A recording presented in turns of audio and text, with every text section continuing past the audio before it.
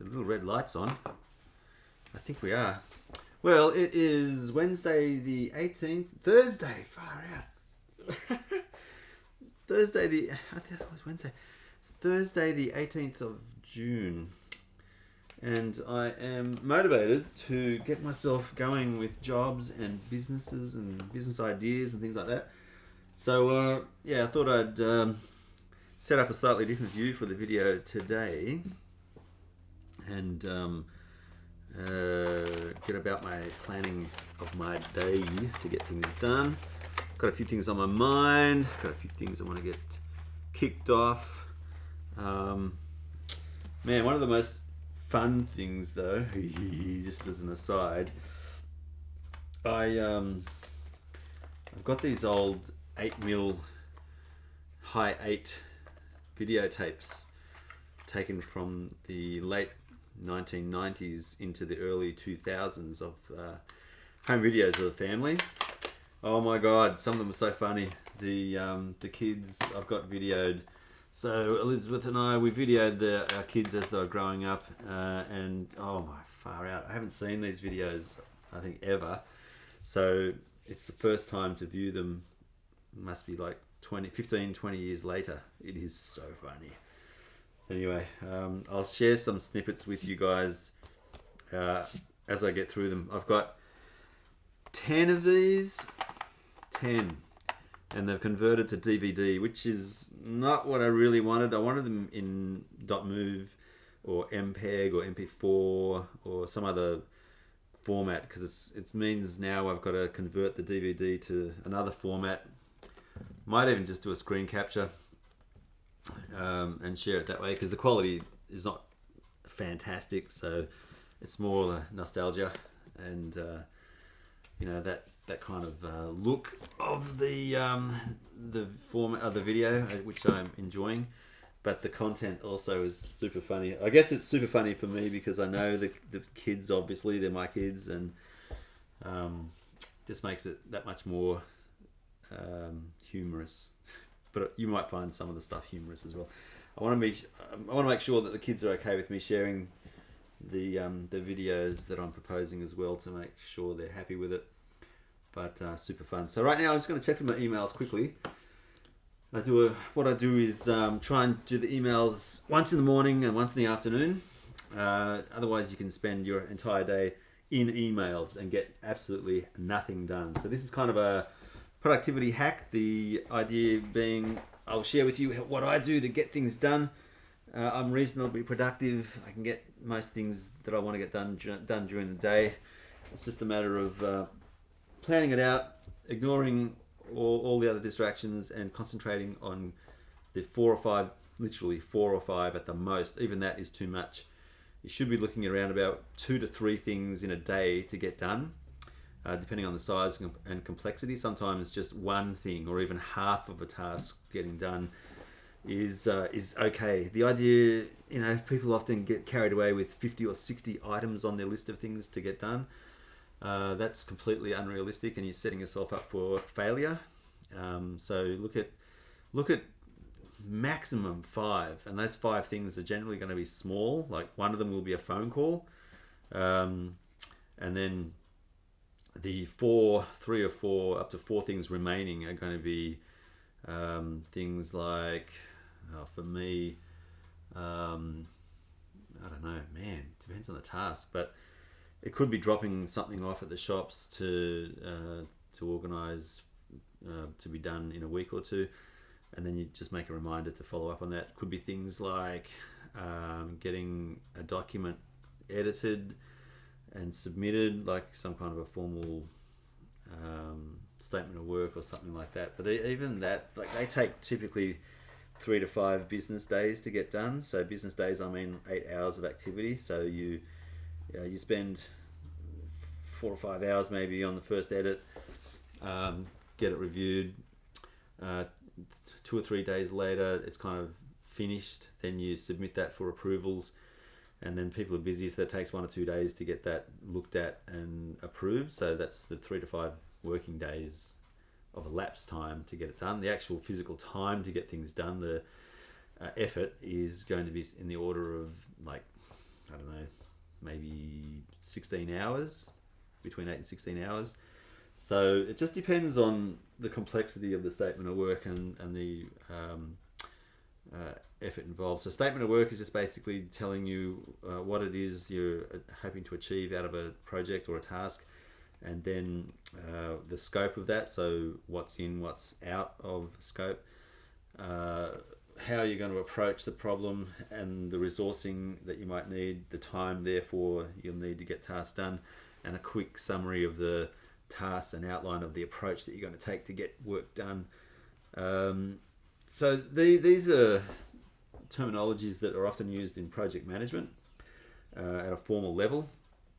The project management methodology or the approach, I find you can blend that to any activity that you're doing in your daily life. So it's formalizing and outlining what it is you're proposing to do, how you're going to do it, and communicating that in a way to other people who might be interested in what you're doing or have a vested interest in what you're doing. So they're the stakeholders.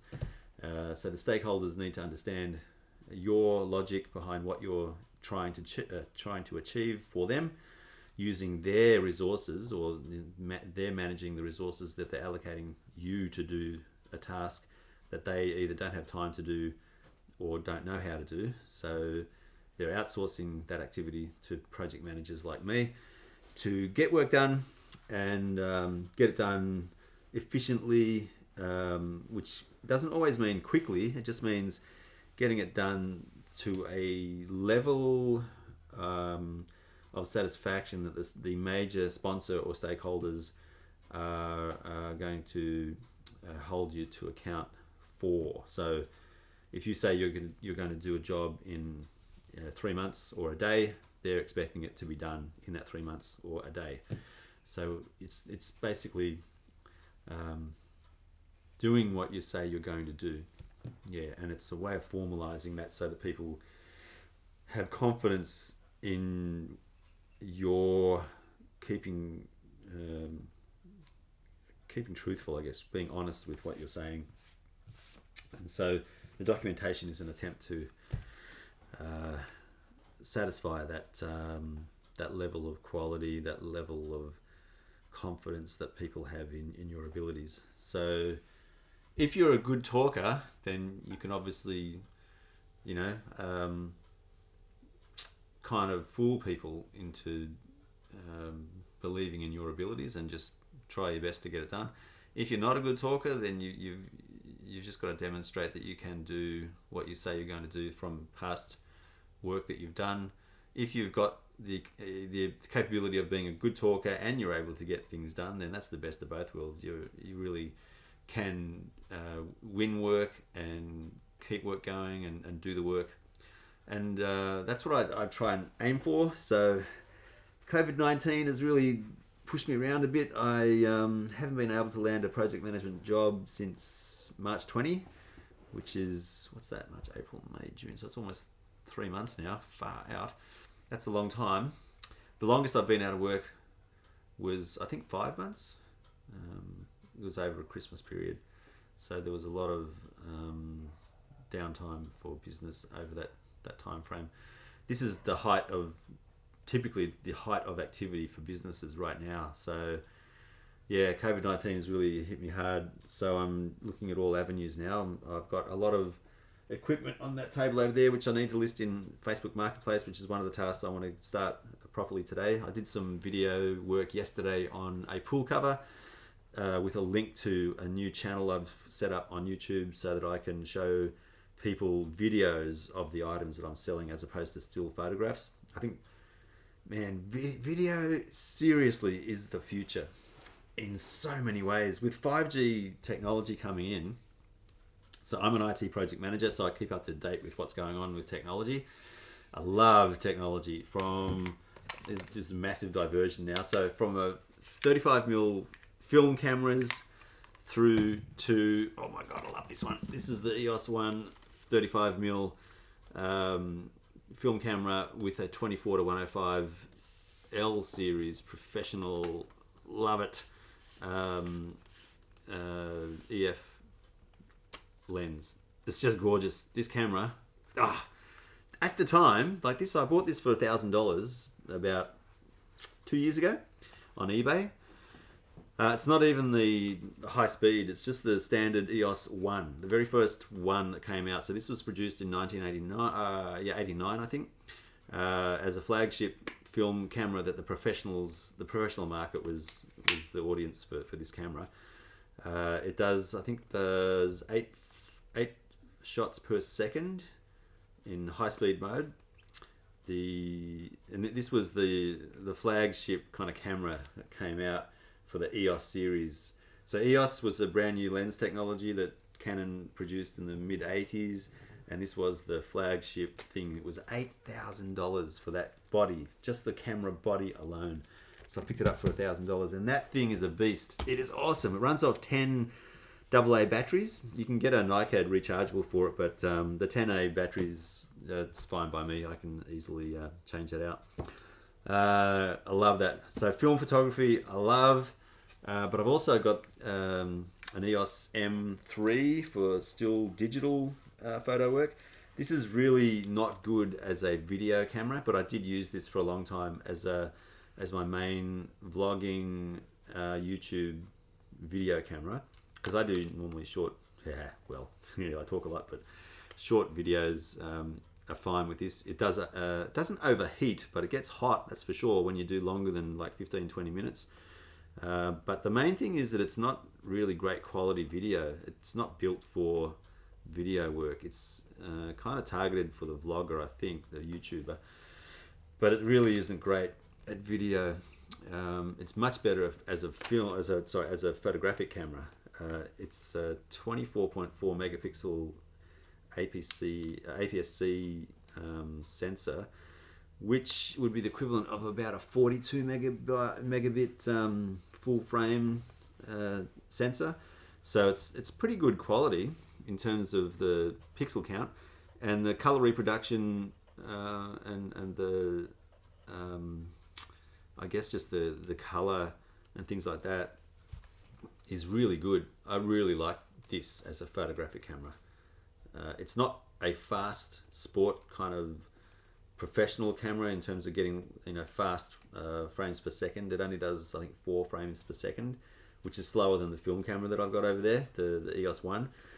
But I don't do a lot of sport photography, so I'm not really that fast. When I put it on sport mode, full auto, and then hold the trigger down, I can get 4 very quick photos in quick succession. Then it starts to buffer. After 4, it'll slow right down. But for my needs, if I do any fast motion or sport type photography where I want to capture multiple frames per second, that's about the most I need for me anyway. So for me, this is perfect. I love it. The only thing that I'm going to buy in addition for this is the electronic viewfinder. There's 2 versions, EV1, EV2. I'll buy the EV2 eventually. The best thing about it is the adapter, the mount adapter, the EF to EOS-M mount adapter here. So you can get the full array of M series, STM, the Stephamoto M lenses for the EOS-M series. You can also then get the EF lens series attached to this mount. This mount also does the EFS. So you've got the EFS, EFM, the M, and with another adapter on top of this, or in fact to replace this adapter, there's the FD to EOS-M adapter as well. So the full FD Canon series lenses from the 70s. So you get some very good vintage glass put on to this camera. It's fantastic. So I've got the complete, the only one that I can't do is the new EOS R lenses, but I'm sure with an adapter to come, I'm sure that will open up that for this camera as well. I don't mind using manual focus and manual settings. In fact, that's what I use most of the time with this camera. I don't need all the electronic bits of the EOS R attached to it. I'm going to be sticking with this as my photographic digital camera for the foreseeable future, in all honesty. Love it. So yeah, that was a massive diversion. So yeah, IT tech, I love tech, all kinds of gadgets. So the Leatherman tools, for example, I fell in love with the Swiss Army knife when I was growing up in the 70s, and that market has exploded with all kinds of different knives and bits and pieces. The Lamy pen, for example, the Quattro, it's got four pens in the one, and it's a gravity fed type system. So can you hear it?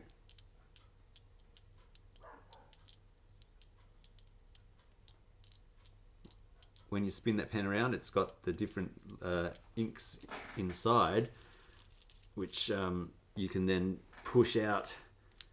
So that's the black, that's the pencil. So it's just gravity. Whichever one is at the bottom is the one that comes out. But it's a really ingenious solution to how to select the pen that you want. And I love things like that. So all metal, love it. Other bits and pieces. So there's a credit card holder thing here, wallet with a pull-out section for notes and receipts and things. It's got card holder capability there. The best part about this is that it's a secure ID, so it's got a metal enclosure, and so it protects the credit cards from scans and inadvertently buying things that you might run this thing past accidentally. So yeah, very small, compact. Love things like that. They're the best. I do like older tech.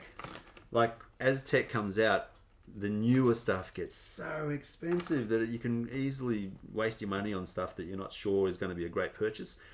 So I like the idea of being, some things I will buy, they've got the curve where you've got the early adopters, and then you've got the later adopters and the people who will never ever change their ways. I'm leaning towards early adopter in some technology, but most of the time I sit in the second bracket behind the early adopters, just because I don't want to waste my money. So I want to see other people make mistakes in their purchases, learn from their mistakes, and then buy the second generation, third generation, fourth generation, seventh generation of equipment, just to make sure that what I buy is going to last and be something that I really want. So I'm using an iPhone 6 for that reason. I don't buy the latest iPhones or latest phones, because they sometimes run into issues, and so I don't want to be inconvenienced, especially with a phone.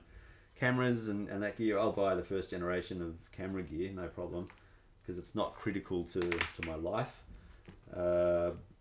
Similar thing with cars. I love cars, motorbikes, machines, just love that. I won't buy the latest and greatest in that area, because depreciation is huge. You lose, upwards of 70% sometimes of the value in a car in particular. Motorbikes in a similar way. So I'll basically buy vintage or near vintage. So I've got a Mini Cooper D, which is a 2012. So that's 8 years old.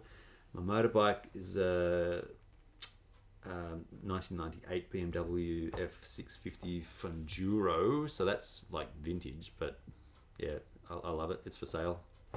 The Fonz, that's the only other thing, is that's cutting edge. That's a battery operated Vespa type scooter.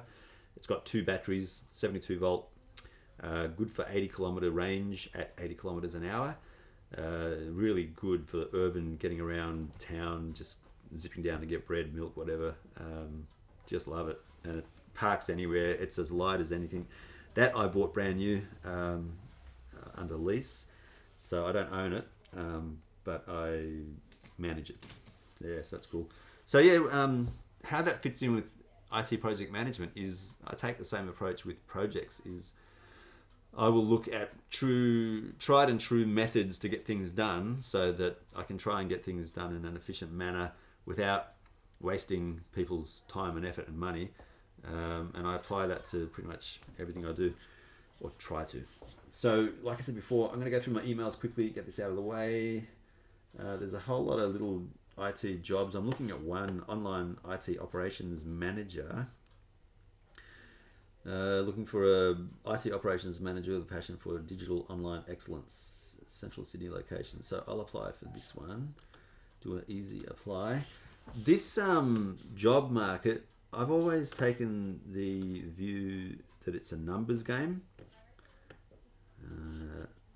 and so it just basically gets down to flooding the job market with your applications, like a shotgun approach. You just keep on applying over and over and over again. I try and do at least 15 applications a day. That adds up over time, and it's just purely a numbers game. You've got to try and use the keywords for the search so that your application pops up and gets selected, and then if you do get a phone call or someone calling you, then you use your style of communication and connecting with people to its maximum ability, trying to appeal to the human nature of the job market and the professionals that work there to help you get the job that you want. That's worked pretty well for me in the past. I typically last about 6 months, 3 months, 6 months, sometimes 12 months in a job. I really like contracting. I don't like being a permanent employee stuck in a system. I get really bored with that. So there's a risk associated with that, but the risk reward is interesting. The risk reward ratio is a fascinating subject. If you're in a high risk situation, you will generally get a high reward for that. If you're in a low risk situation, you generally get a low reward for that. I love exciting, speeding, motioning. I like motion. I like being very dynamic and moving around and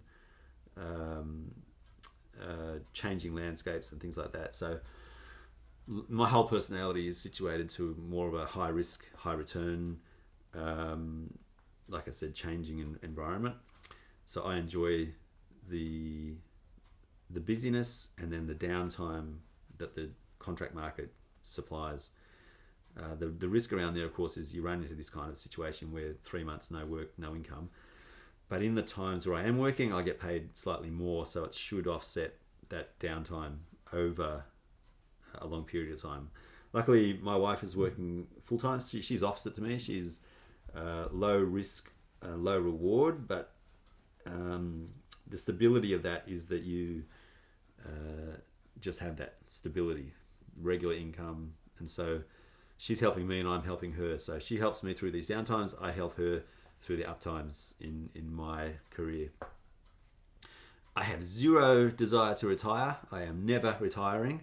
I'm going to be falling dead across someone's keyboard suddenly to die, or I'll get sick and suddenly die in my home or something like that. I am not going to be one of these people that I just can't imagine it. That sits cruises, they drive me insane. Sitting on a boat, meandering around the ocean, I do not see that as relaxing. I'm sorry if you do. That's my opinion. I'm allowed to have my opinion. You're allowed to have yours. We don't have to agree. That is death to me. We did one cruise when I was contracting in Perth, and Elizabeth, my wife, was contracting at the same time. And man, we got stuck on a river cruise with these Scottish women that got blind, rolling drunk. They had a great time, but we weren't drunk, and man, it was just painful. Stuck on this cruise, you couldn't get off, and it was the worst experience. And from that time on, I've just vowed I'm never going on a cruise again, because I like people, but in that situation, people are the worst. I just hated it. Anyway, that's my opinion. I've got to get my emails done, so let's do this. Saying I applied, that's cool. Delete. So I try and get through these quickly, like 15 minutes at the most is what I spend checking emails. So we've got something there from school. That's cool. I'll keep that important. So anything that I want to reference down the track, I just put it into an important folder. I've only got 3 folders: inbox, important, delete. That's it. If I need to respond, I'll try and respond then and there, get it out of the way. But most of the time, emails now, they're just informative. They're not really wanting a response. Oh, the other big trick, if you want to save time, try not to respond. I've got a flow diagram which I refer to. So tasks or emails or whatever, someone coming in with some request of your time, your energy, it comes in. I try and delegate that immediately. If I can't delegate it, then I try and do it immediately. So one of the questions I start off with is this for me or someone else? And if I can't delegate it, then I'll try and do it straight away. If I can't do it straight away, then I'll schedule it in my calendar. I'll click and drag that whole item as an entry into a calendar, put it into the future date sometime. The pop-up will come, remind me, you got to do this, you said you would do it.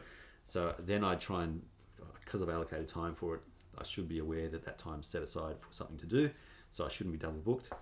And then I just do as much as I can on that. If I can't get it finished in that time frame, then I reschedule it with the work I've done in that folder or that item in the calendar. And then when the calendar comes up again, I just cycle through it until it gets done, either doing it completely, finishing it, or rescheduling it to be continued. If I can't do it now and I can't delegate it and I can't schedule it, that means it's something which is low priority, and it should really either be escalated or deleted. So what I do is I pop that into my important folder, and if no one talks about it after a week or maybe 2 weeks, I just delete it. Don't even worry about it. So I don't respond to it. I don't do anything with it. And then, so what that does is straight away, it frees up your time. You've delegated it to someone else. So if you've delegated it to someone else, put in a reminder to check in with that person in a day or two to see how they're going with it. If they haven't got it done, ask them, okay, what's going on? Do you need more help, or is it not important? Or are you doing to me what I'm doing to others? You're just leaving it so that I forget about it and it's not done. They get the message, no, this guy doesn't forget about it. He actually follows up. And so they will put more effort into getting it done. So check in again in another 2 or 3 days to see how they're going.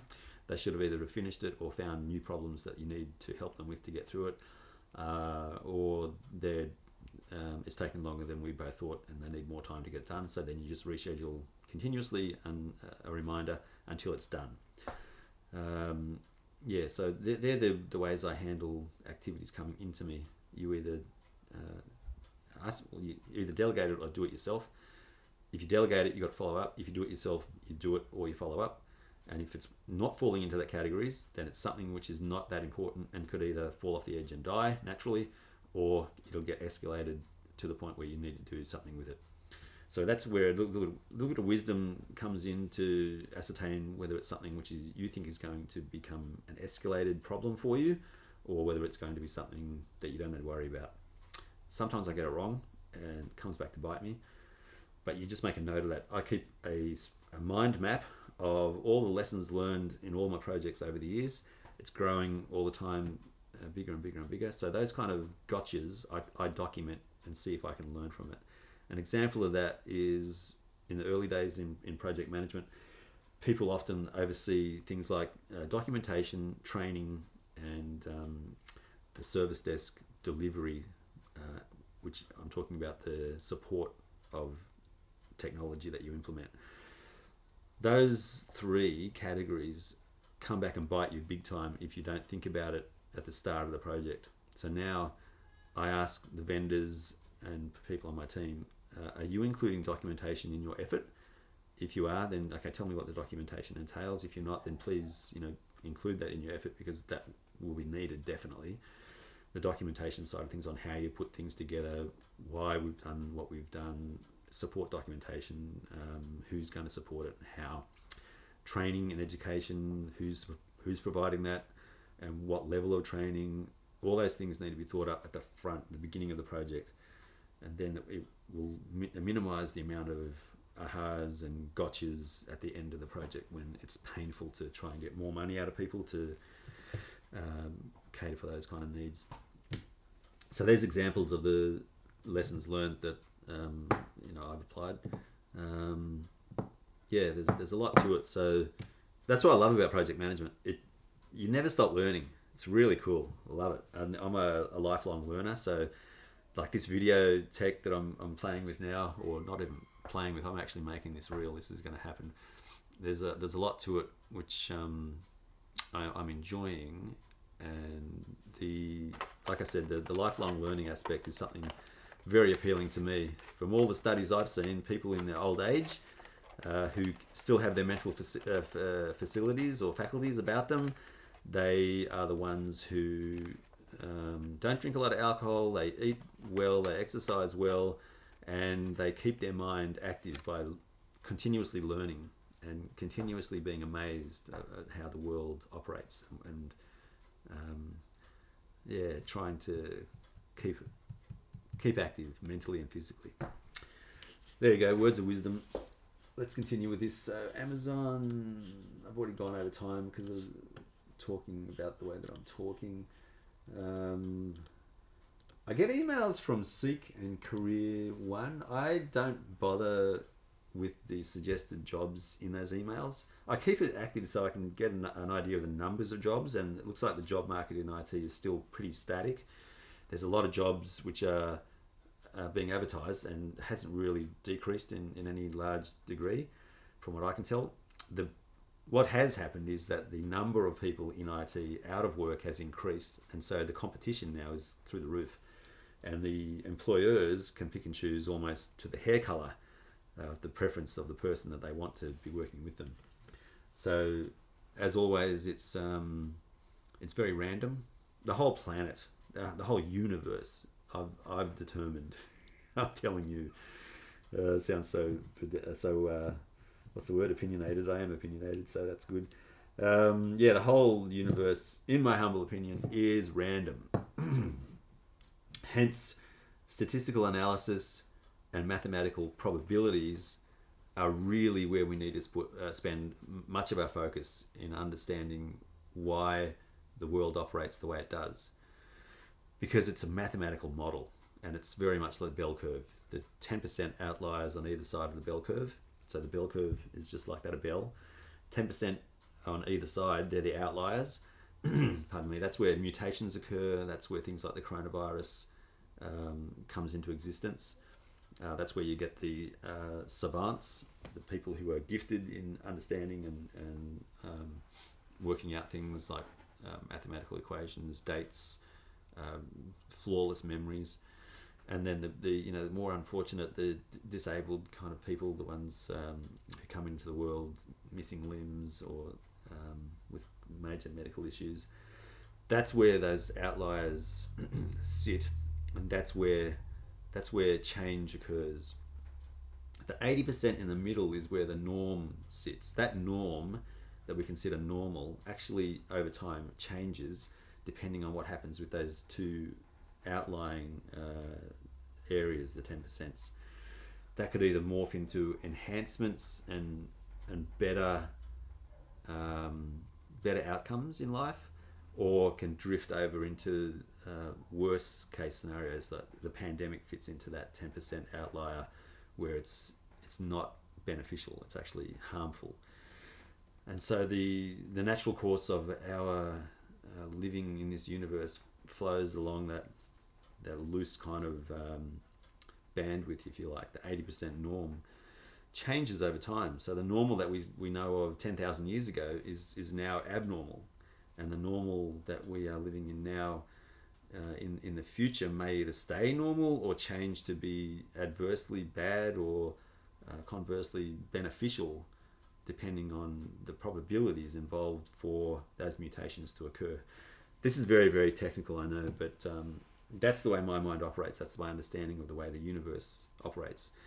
I do have a faith in God. I do have a belief and a Christian type of model of understanding the way the world works, and I do believe that there is a designer of all of what we see. But I think that's embraced, or the probability type analysis is kind of built into that design. I know a lot of people won't agree with that, but that appears to be what's happening in my understanding. I think God has designed the world with this outlier type, mutational evolutionary type of a model, and he is either designing or allowing these chances to occur in and make changes in our universe. I think he steps in when things get out of hand and are going to wipe out the whole existence to stop it from happening. But at some point that will come to an end, because I think, like anything in life, there's a beginning, there's a maturing, then there's a stabilizing type of a point, and then there's a decline and an eventual death. And this universe must go through the same, I think it will go through the same type of life cycle: the birth, the growing, the maturing, the stabilizing, the declining, the death. And that seems to be what the whole Christian faith, most faiths are on about, that it does come to an end. Yeah. And I think the whole Jesus, God, Jesus, Holy Spirit, Christian type philosophy is around reconciling that end so that there be a new beginning. So, for me, life and death, they're just part and parcel of a whole life cycle. And it just continues on and on a small scale and on a large scale. Very deep. My gosh, how did we get there? Anyway, I delete these Career One Seek things and go straight to the websites and apply in that area. So lots of crazy emails. Everyday Carry, EDC. I love this website. I get an email to the website there. They've got knives, very military, utilitarian type examples of people's everyday carry, which is what you put in your bag to go to do your life every single day. So you might have pens, knives, lighters, belts, watches, all kinds of bits and pieces, wallets, torches. They've got whistles, the survival kits. I just love this stuff. Yeah, part and parcel of the tech that I really enjoy. Almost gone through the new emails here. What I do as well is, if I want to keep an email in particular in my mind, I'll leave it in the inbox for a little while, and I try and clean them out every couple of weeks to get back to zero completely, to a clean email inbox. I've been a bit sick of late, so there's been a whole lot of emails that have sat there in my inbox so that I don't lose sight of them, because if I put them into my important folder, that's it, it's gone, unless I really want to hunt something out and seek it and grab it again. I leave it in the inbox till I've actioned it, either delete it or keep it in the important for future reference. That's pretty much it. So email's done. Now what I want to do is go to my mind map, and what I do with this is I have today's date, and then I've got you're going to love this, the daily task, weekly task, monthly task, quarterly task, 6 monthly tasks, yearly task, 2 yearly tasks, 5 yearly tasks, 10 yearly tasks, 20 yearly tasks, and then a lifetime kind of tasks or goals. So all those tasks are really goals. And so I do that. I go through the 6 monthly to yearly task lists roughly once a year, normally at the start of the year in January, and just go through and think about where I want my life to be and work backwards. Like with any other project, I'll go from the end game of this is what we have done and work backwards to see what I need to do to reach that end goal. I don't really believe in, well, actually, it's a marriage of the two. That's ideally where I want to be, start at the end. But then you've got to start. And so my wife and I, we have really different approaches. She will just get in there and start doing things and then evolve the steps that need to be taken to get to the end goal. And I typically do that after I've got my end goal in line and planned out what I think I need to do. So it takes me a bit longer to get started, but I generally think that I can get things done better with this approach than just going in blindly and starting and having a really vague idea of where we want to finish. I'm not trying to denigrate my wife's approach at all, or anyone else's approach like that, because what actually happens is they get things done much more quickly. I don't know whether the quality is as good, but yes, they get things done more quickly. I just think my outcomes are better long term. They seem to last longer, or they're in place working more efficiently longer, and that could be just me fooling myself too. So it's interesting to think about. So I'm trying to actually get myself to reduce that planning time and get into doing time, so that I get the best of both worlds. And it might be, again, a huge compromise, but I've learnt from my wife Elizabeth to actually get started and do things quicker without trying to understand every single step along the way. And I think that's what they call paralysis analysis. Maybe I suffer from that a little bit. I don't know. But I can generally get things done reasonably quickly, especially the things I want to get done. Yeah. Oh, I've gone into blank mode. All right, that might do there, because I'm thinking this is going on for such a long time. Thanks for listening. Sorry if you got bored, but just thought I'd share with you what my thought processes are around projects, tasks, getting things done to a level of a satisfaction quality that I'm happy with, and share some of the journey with you. All right, we shall talk more, I'm sure. See you in the next one. Bye now.